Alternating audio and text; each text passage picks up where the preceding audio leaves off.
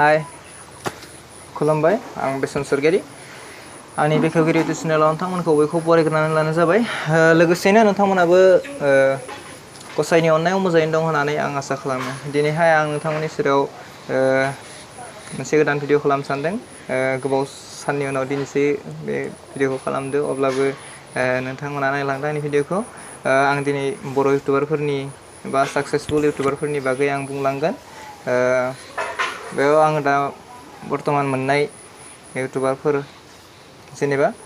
टपाव साब्रैल' मोनदो बिथांमोननि मुंखौ आं मख'लांगोन नोंथांमोना आंनि भिडिअखौ जोबजासिम नायलांगोन होननानै आं आसा खालामबाय गिबियावनो दङ आलफ्रेड बसुमतारी 144K जाबाय बिथांना दासिम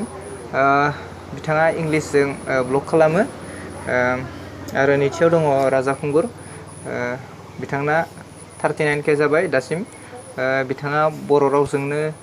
ब्लग खालामो आरो बेबायदिनो नलेजेबोल भिडिअबो खालामो बुंनो थाङोब्ला बिथाङा बर' रावजों इउटुबार जानाया बर'नि टपाव दं आरो थामथियाव बै बर' मिक्सार खोरोमसार सरगियारिनि बिथांनि 22K जाबाय बिथाङाबो दा बर्थमान बिथाङाबो मिक्स खालामो भिडिअफोरखौ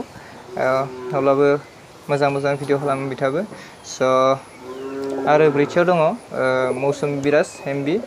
बिथांनाबो 11K जाबाय दासिम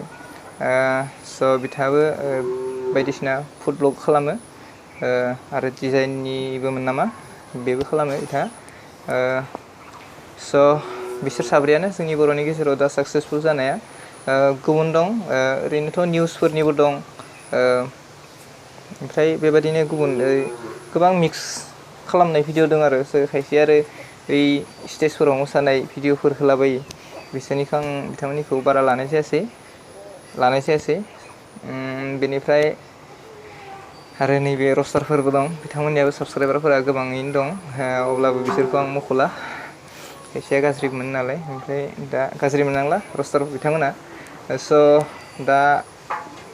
आंनि भिडिअ खालामनो गोनां बेखिनियानो नोंथांमोना आं बेखिनिखौनो फोसावबाय स' दा आंनि भिडिअखौ नायनानै नोंथांमोना मोजां मोनदोंब्ला लाइक खालामदो आरो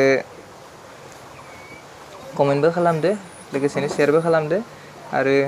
आंनि चेनेलखौबो साबस्क्राइब खालामना लादो जाहाथे उनाव आं बेबादिनो गोदान भिडिअ नोंथांमोननि सेराव लाबोबाय थानो हायो स' दिनैनि भिडिअआ बेखिनियानो स' बाय